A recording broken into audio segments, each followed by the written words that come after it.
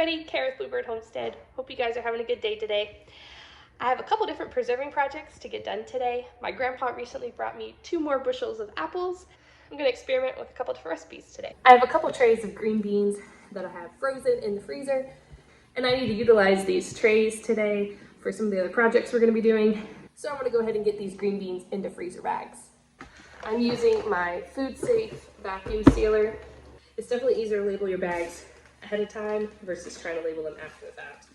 These green beans that I'm freezing are a combination of all 3 varieties of green beans that I have. I didn't sort them out. They look a little different because they're frozen, but the red Chinese noodle bean, I have some of the Blue Lake bush beans, and then, let's see if I can find, like these are Scheisels, whole green bean. I think once you cook them up with butter and salt, they all taste pretty much the same. However, I do like the Scheisels green bean the best. I think that has the sweetest flavor raw off the vine.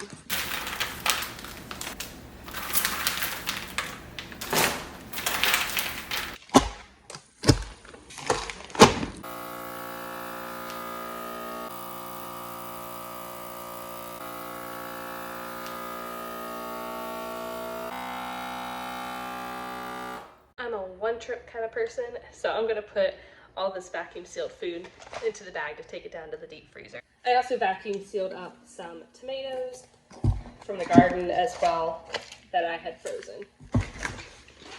We have a deep freezer in our basement that we store extra produce and all of our meat chickens in.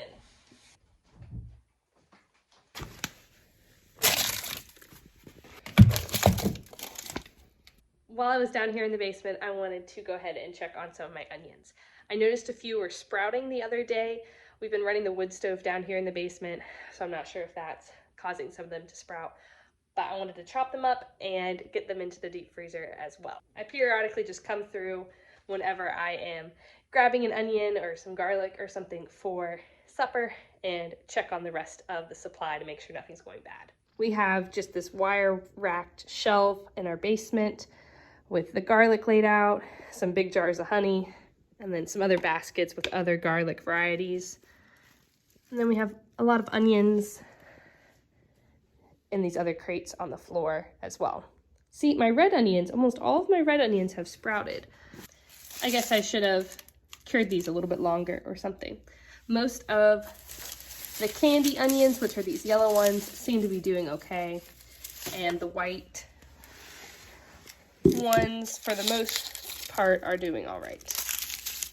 But there are a couple sprouting, so let's sort through some of these.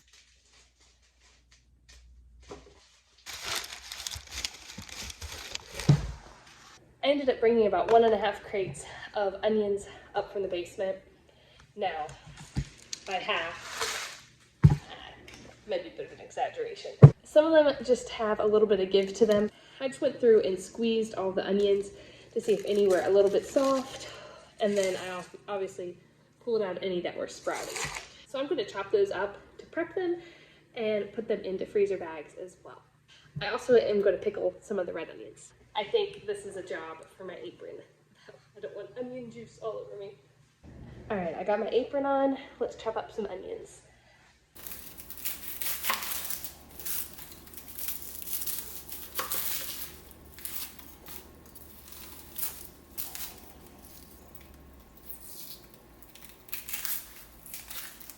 I'm just dicing up my onions now, put them onto some baking sheets to freeze.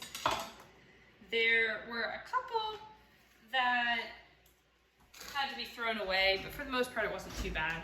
Hopefully this will save some prep time in the future too. When I'm ready to cook something, the onion will already be pre-diced and ready to go. Let's see if I can do this without crying. My eyes are already starting to burn a little bit. I have 1 tray of the white onions ready to go into the freezer. And then for the red onions, I'm going to be turning them into pickles. I was in Costco the other day and I saw a bag of dehydrated apples, and they were coated in a cinnamon sugar mixture, and they had them rather thick and they looked soft and tender rather than crispy. So we're going to give that a try and see if we can't kind of copy that recipe. I've just been peeling a bunch of apples. This KitchenAid attachment has several different options.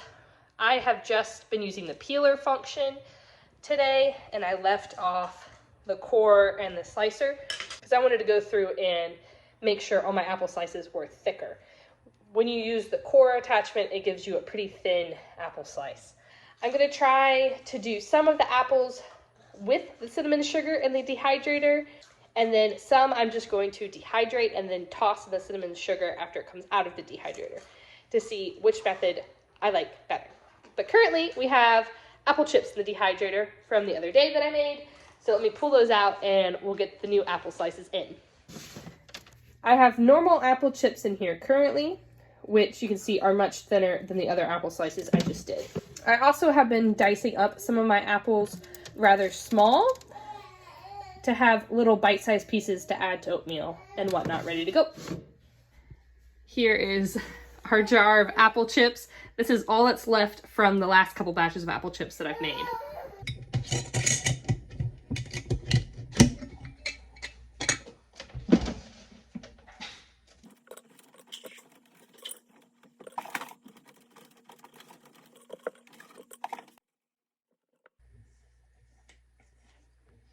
I think I could definitely do more of these diced apples dehydrated as well. I have all 9 trays for my dehydrator here that we're gonna fill up with apples. I have the Excalibur 9-tray dehydrator. There's an Amazon link to it in the description box below the video that you could check it out if you're interested in purchasing it. I do receive a small commission from the link. However, there's no additional charge to you if you purchase it through my link. I honestly really do love this dehydrator. We've been running it pretty much constantly, having apple chips going in and out of it with all these apples my grandpa's been blessing us with. I'm going to first line a few of the trays with the apple slices that I have just gently tossed in some lemon juice. And then for the last batch of apple slices, I am going to pre-mix some cinnamon and sugar on them to give them a little bit of a coating before we put them into the dehydrator to see how that works. I never tried to dehydrate one quite this thick before, so stay tuned and I will show you guys how they look at the end of this video.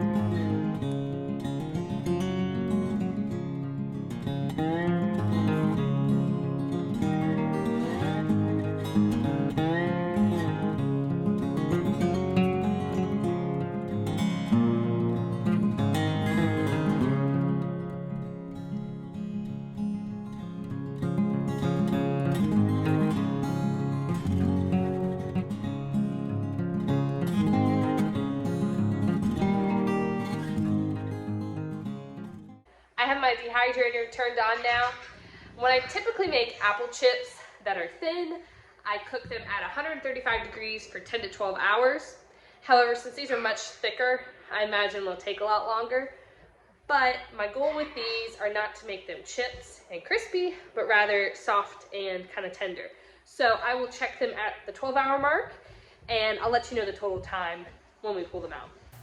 Our cinnamon sugar apples are out of the dehydrator now. I ended up cooking these for about 16 hours at 135. As you can see, they are still pliable and they have a softer texture. I think they're really good as is with just a light hint of cinnamon and sugar on them. I may toss just a couple in some additional cinnamon and sugar to see how that tastes as well. This tray on the left, I put the cinnamon and sugar on before I went into the dehydrator, and this tray on the right just had the lemon juice. So I'm gonna toss these ones on the right in a little bit of cinnamon and sugar to see how they compare to the ones that were cooked in the dehydrator with the cinnamon and sugar already on it.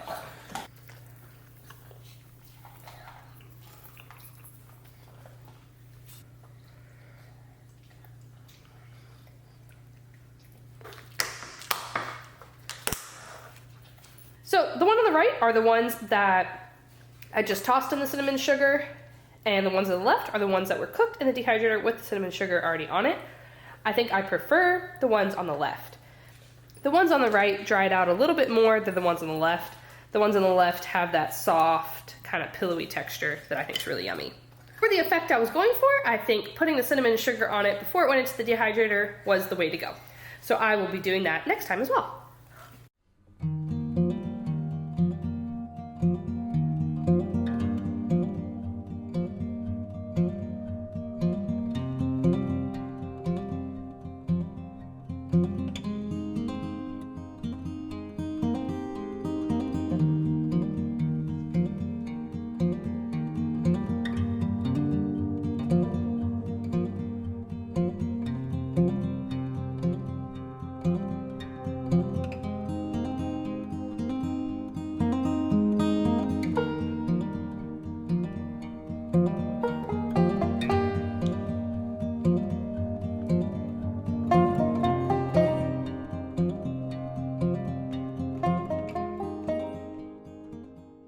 Our vinegar, sugar, and red onions came to a boil. I let it boil for just a few minutes, and now we're gonna pack our jars. This will stain your clothes, so be careful.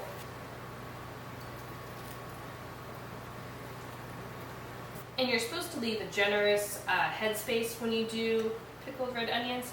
They say about ½ an inch, a generous ½ an inch.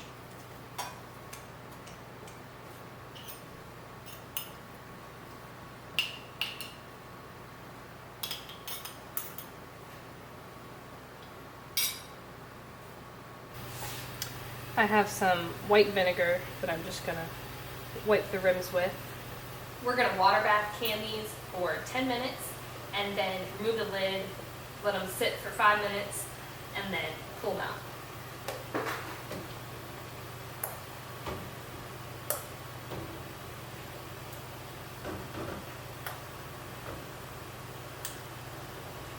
Well, the jars are out of the canner now, so I'm gonna go to bed. Thanks for hanging out with me today. Hope you guys have a great rest of your day. Bye, y'all.